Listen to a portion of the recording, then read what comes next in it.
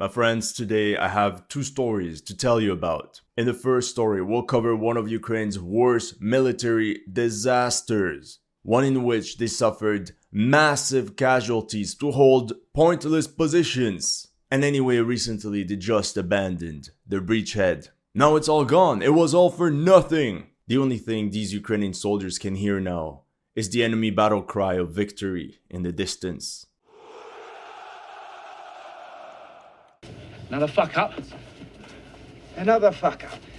I'll be honest, the Ukrainians did not pick the easiest map in the DLC for their offensive. It's a remote location with a river to cross filled with swamps. It's a place where you can't even dig in. For the second story, Russian forces are in the process of encircling the fortress city of Vuhledar. Entire squads are essentially swarming their eastern flank and storming Ukrainian trench bastions one after the other. Russian armored columns are now 2 kilometers away from cutting off this critical supply line linking Vuhledar to Konstantinivka. Let's start with the first story of the day, that Ukrainian military disaster. I'm saying this because in this one we have one of Ukraine's first official casualty reports. And let me tell you, it's terrifying. Actually, terrifying. We're literally talking about thousands of casualties for zero gains. Remember the village of Krynki? It's a settlement in Kherson Oblast that sits across the Dnieper River. Starting in late October 2023, the Ukrainian command tasked the 37th and 38th Marine Brigades across the river to establish a bridgehead right here in Krynki. To avoid detection, they did so aboard small inflatable speedboats. Some say that if successful, this operation was meant to open the road to Crimea.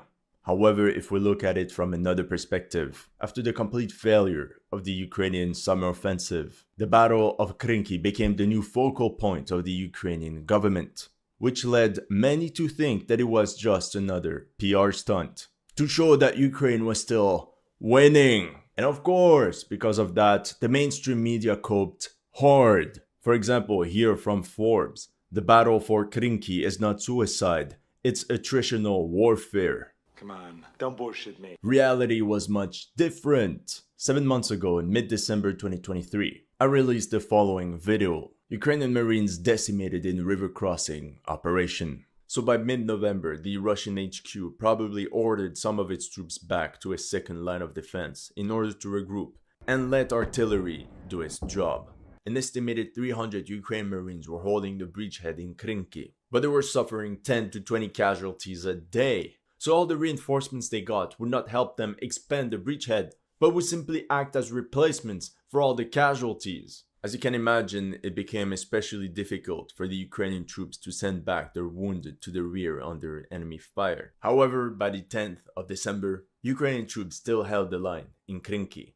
But the question is, for what purpose? Well, turns out this is exactly what happened. So Ukraine continued to send wave after wave of its elite marines straight into the meat grinder. The troops said it themselves. The task of maintaining these positions became a one-way road for many. And keep in mind, those were some of Ukraine's best soldiers, sacrificed for PR stunt, just to show that Ukraine was still capable of carrying offensive operations. Remember this article from December where the BBC interviewed Ukrainian Marines. They said, "No one knows the goals. Many believe that the command simply abandoned us. The guys believed that our presence had more political than military significance. But we just did our job and didn't get into strategy." Ukraine kept ferrying platoons across the river just for them to get obliterated by Russian artillery. And then came countless airstrikes with FAB 500s. We are winning! Now, on the other side, the Russians launched multiple counterattacks. They were often met by swarms of FPV drones and artillery strikes, which shred Russian columns to pieces and cost them dozens of armored vehicles. Many on the Russian side asked why not launch a big offensive and push back the Ukrainians once and for all. And yeah, this is what Putin replied. Я где-то какое-то время назад НГШ сказал, не спешите их оттуда выдавливать. Так прямо скажу, нам выгодно, чтобы они туда подавали бездумно дальше личный состав. In the end, on the Krinky map, the Russians decided to camp and just bombard the Ukrainians from afar. They did so until all the buildings of Krinky had been destroyed.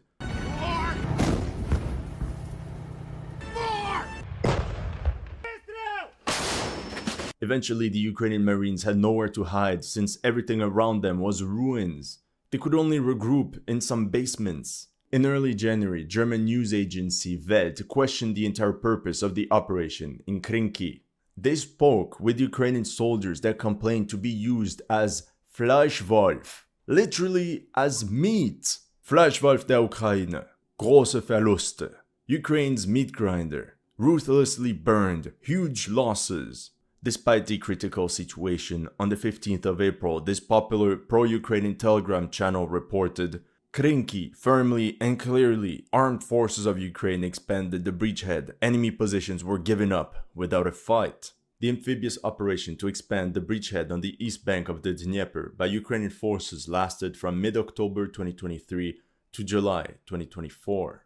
According to the map by pro-Ukrainian Deep State UA, the last Marines holding Krinky left the village on the 17th of July, and by the 18th, the Russians took over the settlement.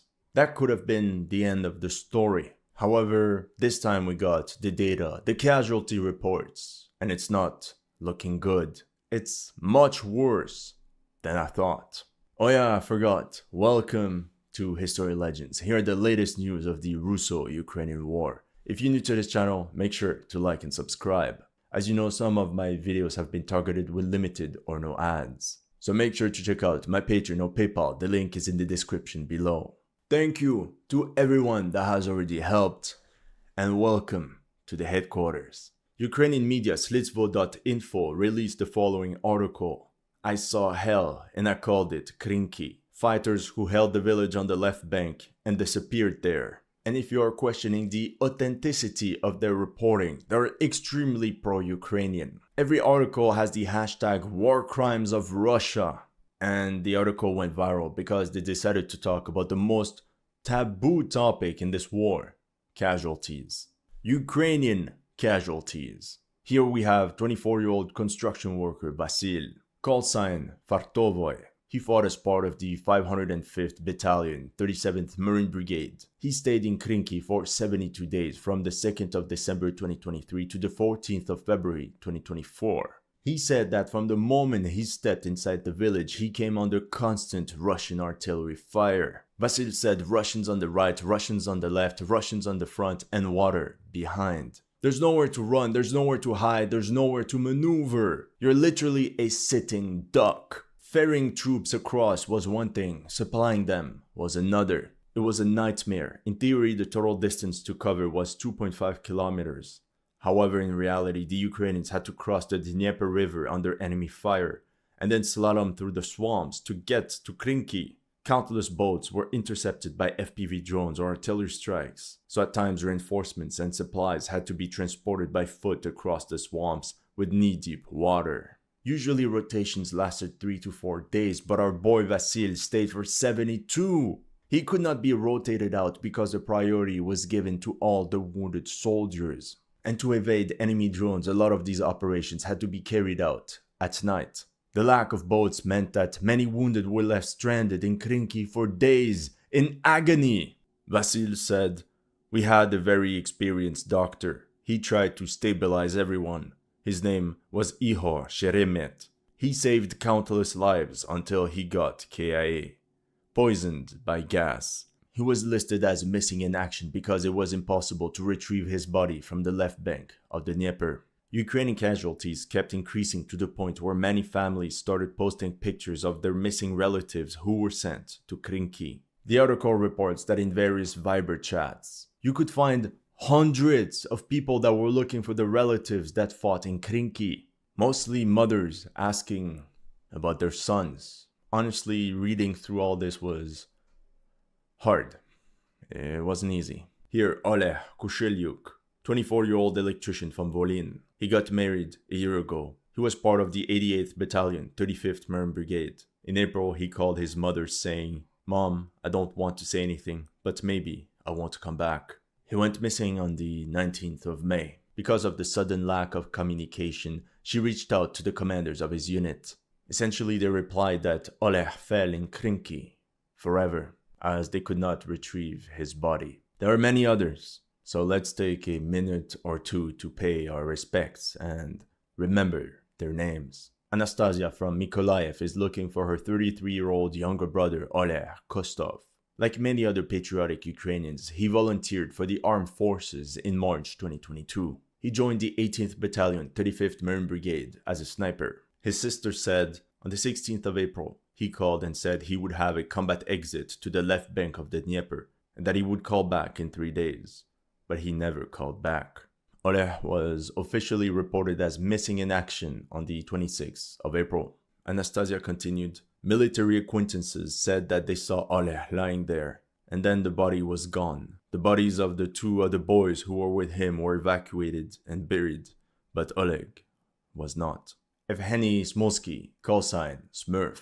He was 23 years old working in Poland, but because of the Russian invasion, he returned to Ukraine and enlisted on the 28th of February 2022. Since he was working in an ambulance in Poland, he became a combat medic. He got wounded in Marinka, a concussion, but eventually returned to the front. The last time Evgeny called his mom was on the 9th of April. Although his phone was off, throughout the weeks, she constantly got news of her son through his commanders or his comrades. Until the 17th of June, when an official letter arrived stating he was missing in action. Thing is, Ukraine doesn't have any of these early day volunteers anymore ready to go into suicide missions. Imagine what it's going to be like with conscripts forcefully pulled into vans right into the trenches. I mean, we can read what these mothers and wives wrote about their missing relatives. Here, 20-year-old Dmytro Mykolai. On the 20th of June, he was sent on a mission in the direction of Krinky. On the 21st, along with his group, he stopped communicating. Maybe someone has seen him or has any information. Please let me know. Maxim, call sign Hamster, went missing in December 2023 as part of the 126th Territorial Defense Brigade. Bardar, 18th Battalion, 35th Marine Brigade, went missing on the 21st of April in Krinky. This woman asked for her husband, Billy Victor, who went missing in June. She wrote, maybe someone was with him and someone knows something. Please let me know. Pavaliev Ivan, born in 1983, went missing on the 31st of May 2024. This person is looking for his 49-year-old brother, Alexander. The text says went missing on the 11th of June 2024, Kherson Oblast. Maybe someone saw him. Here, Evgeny, both his mother and wife are looking for him. The text says grenade launcher in the 1st Battalion, 38th Marine Brigade. Bahdan Kazak disappeared in the area of Krinky. Maxim went missing on the 5th of June 2024. And the list goes on and on. Let's stop here, okay? I want you to understand that this is just a tiny fraction of all the ones that are listed as missing. In the end, Ukrainian journalists got access to casualty reports. The bodies of 262 Ukrainian soldiers could be retrieved and buried. Meanwhile, another 788 men are listed as missing in action between October 2023 and the end of June 2024. 262k plus 788 missing. That's about 1,050 fatalities to hold a meaningless village in ruins on the banks of the Dnieper. It was a real meat grinder, and nothing strategic came out of it. Since day one, they knew they did not have enough forces to create a sustainable breachhead to push towards Crimea. They knew this. Several brigades were supposed to be posted here, not individual companies. We just didn't have enough men. Madness. Madness and stupidity. There's no way this small task force could accomplish this massive mission the media talked about. These guys were literally sacrificed. On top of that, with a rate of 2 severely wounded for every KIA, we can add at least 2,100 soldiers that will not be able to return to the fight. So we can safely talk about 3,000 casualties KIA or wounded in action, 3,000 irrecoverable losses. That's equivalent to an entire Marine Brigade gone. No more. All of this for another freaking PR stunt. What a tragedy. Then I also wanted to tell you about the situation in Vuhledar, this fortress city located on the southern Donetsk front, between the Zaporozhye front and Krasnohorivka. As a quick summary, although the Russian army failed to capture this stronghold in February 2023, with, I have to say, heavy losses, the plan was then to bypass it altogether. As you know, over the past year, all Russian attacks against Vuhledar have failed. So Russian artillery simply pummels any large building in the town, on top of drones harassing Ukrainian military personnel. The objective could be to pin down Ukrainian forces in Vuhledar and flank them from the east, to roll back Ukrainian positions all the way up to the O0532 road, linking Vuhledar to Kostiantynivka. Surprise, surprise, this is exactly what happened. That was the front line on January 1st, 2024, and this is the front line now, 7 months later. The Russians are taking their sweet time, I know, but still it remains good progress for a secondary front. As a reminder, the Russian army secured Novomikhailivka on the 28th of April, the farm settlement of Pobieda on the 4th of June, and we know they also captured most of the village of Paraskovivka on the same day. Fun fact, we know this because a Russian troop transport nosedived while crossing the stream on the western end of the village on the 4th of June. In terms of landscape, the front line in this sector is extremely flat. It's basically just fields and tree lines. There is barely any cover, so it's very hard for the Russian army to gather an armored attack force without them being spotted kilometers ahead. For example, this column of 4 armored vehicles equipped with cages and camouflage nets had no other choice but to advance in open field. But now take a look at the number of shell craters around them. In the end, the attack failed as 2 of the BMPs were struck with direct hits from Ukrainian artillery. With that being said, these armored vehicles are mandatory to make these huge leaps forward, multiple kilometers at a time. It's also important to remember that if these vehicles do get targeted, most of the times the infantrymen inside are able to exit the vehicle from the rear. Same thing for the crew. Once they're retrieved and sent back to the rear, they can jump right into a new BMP and go back to the front. Now, if the attack is successful, the soldiers disembark from their BMPs right next to the tree lines, where they then proceed to clear out Ukrainian points of resistance one by one. This will then be used as a new concentration point for the next assault. In this flat and open environment, minefields will also be a big problem for the attacking force. For example, on the 2nd of June, we see a tank equipped with a mine roller and an anti-drone cage leading the way. The tank bypasses this pile of burnt steel and literally hits a mine on its left side at the same spot where these 2 friendly vehicles also got destroyed. Eventually, we see 8 soldiers quickly jump off the tank, meaning they were all safe. Then the soldiers regroup with the squad behind them and take position inside the tree line. In early June, the operational objective of the Russian army in this sector was to destroy the 6-kilometer-long salient north of Volodymyrivka. After continuous attacks, Ukrainian troops were forced to withdraw from their combat positions. On the 22nd of June, they retreated 2 to 3 kilometers and then had to retreat another 2 kilometers on the 2nd of July.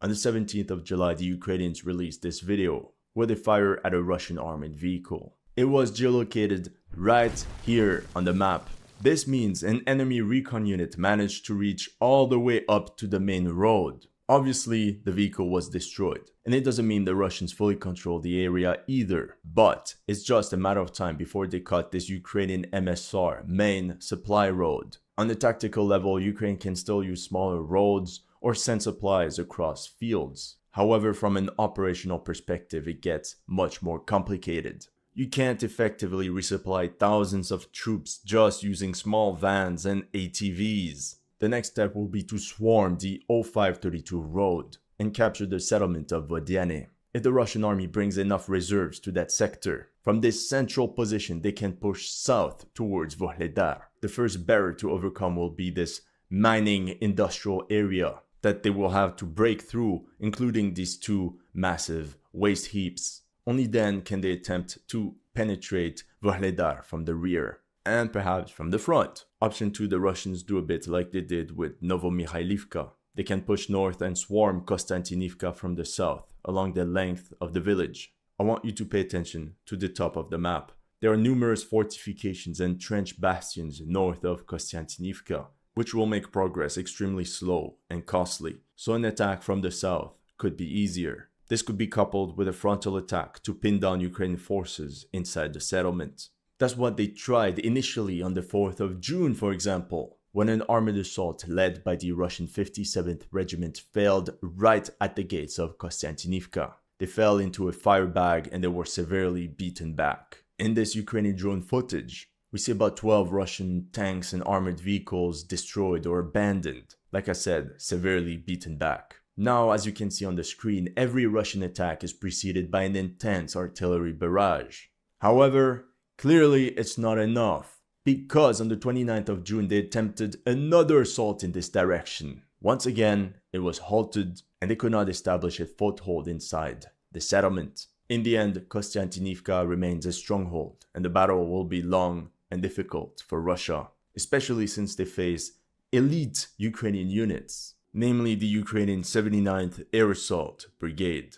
Overall, on the southern Donetsk front, the Russian army is launching a full-on offensive. In a couple weeks, we could see the Russians in control of the entire O532 road between Vodyane and Pobieda, as they push forward and flank Ukrainian positions along a 15-kilometer front.